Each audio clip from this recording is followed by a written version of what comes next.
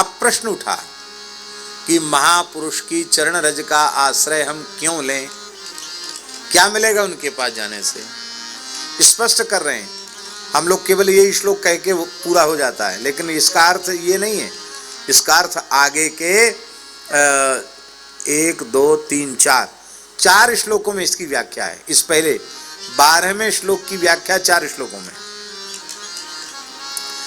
यत्रोत्तम श्लोक गुणानुवादा, यत्रोत्तम श्लोक गुणानुवादा, प्रस्तूयते ग्राम्य कथा विघाता, प्रस्तूयते ग्राम्य कथा विघाता, निषेव्यमाणोऽनुदिनं मुमुक्षोर्, निषेव्यमाणोऽनुदिनं मुमुक्षोर्, मतिं सतीं यच्छति वासुदेवे, मतिं सतीं यच्छति वासुदेवे, मतिं सतीं यच्छति वासुदेवे, मतिं सतीं यच्छति वासुदेवे। महापुरुषों का आश्रय लेने से क्या मिलेगा? कहते महापुरुषों के चरणों में बैठते ही भगवान की मंगलमयी कथा सुनने को मिलेगी, कीर्तन सुनने को मिलेगा, भगवान की चर्चा सुनने को मिलेगी। वो कैसे होते हैं? प्रस्तु गुणानुवादा, उत्तम श्लोक गुणानुवादा प्रस्तुयते। उत्तम श्लोक दोनों हैं, भगवान और भगवान के भक्त। उत्तम ही श्लोक कहते असौ उत्तम श्लोको लोकश्री हरि, उत्तमेन भगवता श्री रामचंद्रेण कृष्णचंद्रेण वा श्लोक्यते स्तूयते। असौ उत्तम श्लोको भक्ता, भक्त भी उत्तम श्लोक, भगवान भी उत्तम श्लोक। भगवान और भगवान के प्राण प्यारे भक्तों की चर्चा उन महापुरुषों के निकट निरंतर होती है। ग्राम्य कथा विघातः, संसार की चर्चा विघातः माने नष्ट हो जाती। संसार की चर्चा में होती, दुनियादारी की चर्चा नहीं होती।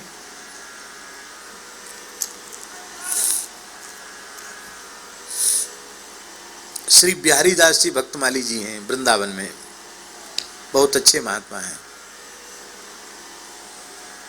तो श्री पंडित जी महाराज का दर्शन करने, पुरानी बात है, पधारे। तो किसी ने कहा कि ये वृंदावन से आए हैं, संत हैं। तो इतना सुनते ही पंडित जी भाव में एकदम भर गए। ओ, वृंदावन के संत आए, एकदम गदगद हो गए। फिर किसी ने कोई महानुभाव थे जिनके हाथरस और जन्मभूमि के कोई संबंध की स्मृति कराई कि ये अमुक हैं। तो यह सुनकर के पंडित जी हाहाकार कर उठे। उनकी आंखों देखी, उनके मुख से हमने सुना है, आंखों देखी घटना। पंडित जी हाहाकार, ऐसे कान पे हाथ रख के बोले, हाय हाय, संसार की चर्चा यहूं पिंडनाएं छोड़ रही। इसको कहते ग्राम्य कथा विघाता। उन महापुरुषों को संसार की एक बात भी अच्छी नहीं लगती। कहां तक कहें, उनको तो यह भी अच्छा नहीं लगता कि कोई पूछे आपका शरीर कैसा है। अरे राम राम, भगवान की चर्चा छुड़ा करके शरीर की चर्चा कर दी। बाबा पीपाजी महाराज को दिव्य द्वारिका का दर्शन हुआ। द्वारकाधीश प्रभु ने हृदय से लगाया, शंख चक्र दिए, और वे पीपाजी महाराज सीता सहचरी जी के सह चीदर भगत के यहाँ आए। ऐसे अकिंचन ब्राह्मण जो सर्वस्व संत सेवा में न्यौछावर करने वाले। घर में कुछ नहीं था खाने को, घर में नहीं था खाने को कुछ भी। पीपाजी आए तो उन्होंने ब्राह्मणी से पूछा कि देवी है कुछ घर में? बोले भगवान, शरीर पर वस्त्र है बस, और कुछ नहीं, लेकिन आप चिंता नहीं करें। ब्राह्मणी ने अपना लहंगा उतार दिया महाराज, और वो बेचे आए। कपड़ा उन जमानों में बनता नहीं था, इतना कोई फैक्ट्रियां नहीं थी, पुराना कपड़ा भी बिक जाता था। लहंगा बिक गया, उससे थोड़ा आटा दाल चावल मिल गया, वो पंडित जी लेके आए। सीता सहस्त्र जी ने ठाकुर जी की सकरी सिद्ध करी, ठाकुर जी को भोग धराया। भोग धरा के 4 पत्तल परोसे, बर्तन भी नहीं घर में नहीं थे, पत्तल 4 पत्तल परोसे। एक पत्तल ठाकुर जी के नैवेद्य के बाद, प्रसाद के बाद एक पत्तल पीपा जी, एक पत्तल सीता सहस्त्र जी, एक पत्तल चीधर भगत जी और एक पत्तल उनकी गृहिणी। तो चीधर जी कहते थे नहीं नहीं महाराज आप दोनों पालें, फिर हम लोग तो पीछे से उच्छिष्ट लेंगे, धरामृत लेंगे, शीत प्रसाद लेंगे। नहीं नहीं नहीं, हम सो इन साधुन सो पंगत, एक साथ बैठ के पाएंगे, पीछे पड़ गए। हठ पूर्वक 4 पत्तल परोस दिए। कहाँ है भगतानी को बुलाओ। अरे बोले भगतानी कहीं होएगी, कहा करो महाराज आप तो पालो, पीछे से आके पालेगी। तो सीता सहचरी जी बोली कि आपका साथ तो भगत जी दे रहे हैं, मेरा साथ तो भगतानी ही देंगी, तो मैं भगतानी को खोज के लाती भीतर गई। तो महाराज जी वो मिट्टी का कुठीला था, कोठरी, उस कोठरी में वो नंगी बैठी थी, कपड़ा नहीं था शरीर पर। तो सीता सहचरी जी ने कहा कि अरे आप ऐसी नग्न बैठी हैं, आपके शरीर पर वस्त्र नहीं है। इतना सुनते ही चीधर जी की पत्नी फूट फूट कर रोने लगी। कहा चर्चा चलाई है, हम तो व्याकुल थे कि आप द्वारिका से आए हैं, हमारे प्राण जीवनधन श्री कृष्ण की कोई बात सुनाएंगे, लेकिन आपने ठाकुर जी की बात न सुनाकर संसार की बात छेड़ दी। 84 लाख योनियों में किस योनि में इसने कपड़े पहने, और आप तो संत हैं, ये देह भी तो आत्मा का वस्त्र ही है। इसलिए आप शरीर की चर्चा न करें कि ये नंगा है कि उघारा है, आप तो कुछ सुनाना हो तो मेरे प्राण जीवन धन द्वारकाधीश श्री कृष्ण की कोई बात सुनावे। बाबा सीता सहचरी जी को मन में थोड़ा गुमान था, मैं रानी थी हाड़ौत की, हाड़ौती क्षेत्र की महारानी,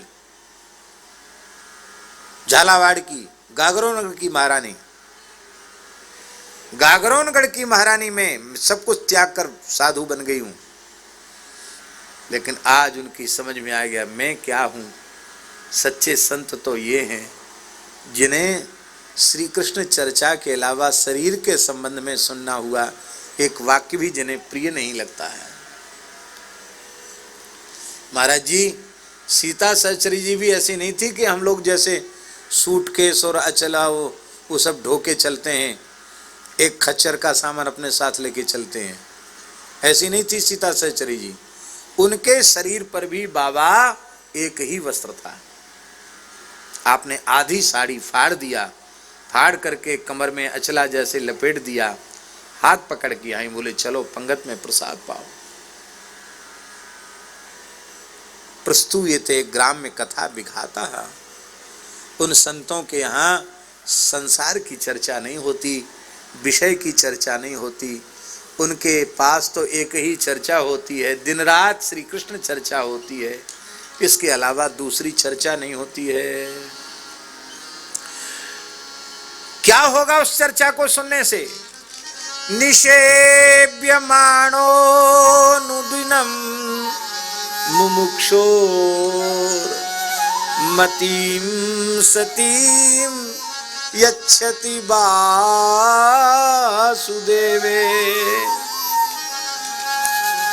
यहां ध्यान दें, सेव्यमाणम नहीं है, क्या है निषेव्यमाणम। निषेव्यमाणम है श्रद्धा पूर्वक जब उन संतों की सेवा करोगे तो तुम्हारे भीतर मुमुक्षा जग जाएगी। मुमुक्षा जानते हैं ना, छूटने की इच्छा। अभी तो छूटने की इच्छा नहीं है, ये संसार अच्छा लग रहा है। संतों की सेवा करते करते फिर संसार में रुचि समाप्त हो जाएगी, इससे छूटकर मन रे परस हरि के चरण, ये भाव मन में आ जाएगा।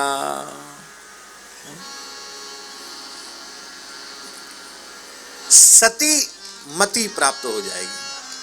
संतों का संग करने से सती मति प्राप्त हो जाएगी।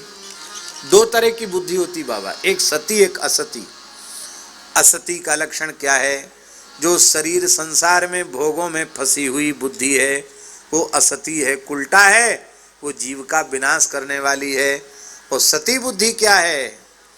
उत्तम के असि बस मन माही, सपन्यु अन्य पुरुष जग नाही। सती बुद्धि वो है, चलो री आज ब्रजराज मुख निरखिए, ये सती बुद्धि है।